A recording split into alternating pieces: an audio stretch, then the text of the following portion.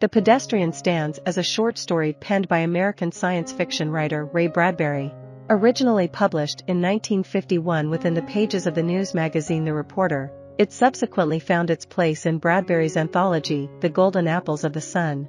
The narrative centers around Leonard Mead, an outwardly unremarkable man, and unfolds in the year 2053, a time when television's dominance has led most individuals to confine themselves indoors.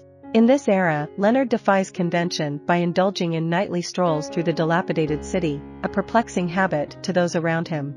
He remains an enigma, having never encountered another pedestrian, a fact reinforced when even the police car that encounters him one night during his walk is unfamiliar with such a sight.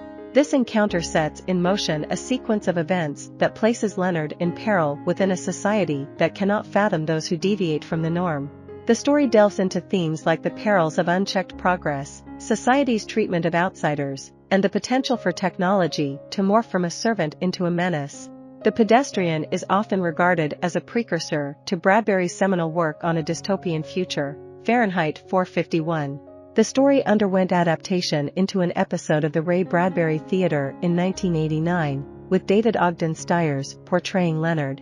Opening in the year 2053, The Pedestrian introduces Leonard Mead, a solitary figure engaging in one of his customary evening walks. Within the vicinity of his residence, he is the sole pedestrian, never having encountered another human during his numerous nocturnal strolls. Leading a bachelor's life, these walks serve as a means to occupy his time.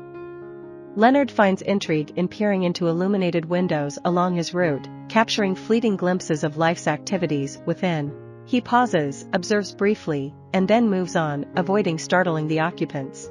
The implication lingers that he might be among the last, if not the sole, walker remaining in society, as the rest are indoors, engrossed in television broadcasts.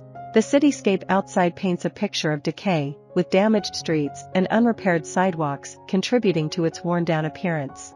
In the usual course of his walks, this particular night holds an unexpected encounter. A police car halts him, its interior possibly devoid of a human presence, in a society where automation is prevalent. A metallic voice emanates from within, demanding that he cease and raise his hands.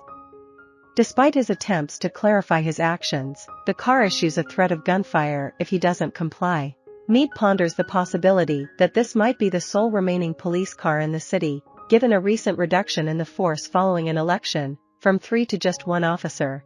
The rationale is simple. With everyone indoors at night and crime dwindling, law enforcement becomes superfluous. The car inquires about his identity and profession, recording his answers. Mead identifies himself as a writer, although the car dismisses it as an occupation due to his lack of recent productivity. He admits to not having written in years, acknowledging the widespread shift from reading materials to television consumption. The car persists, asking his destination, but Mead struggles to offer a satisfactory response. Inquiring about his purpose, Mead can only express his love for walking and the refreshment it brings. When asked for his address, he provides it, but when questioned about the presence of an air conditioner and viewing screen at his house, a discrepancy arises. Mead lacks the latter, as he possesses no interest in it. The car cyclically repeats its inquiries, eventually compelling Mead into its interior. With concerns for his well-being, he reluctantly enters a small, sterile cell at the car's rear. The vehicle's course takes him toward an uncertain fate, the Psychiatric Center for Research on Regressive Tendencies. As the door slams shut, the car resumes its journey, sealing Mead's uncertain destiny within its confines.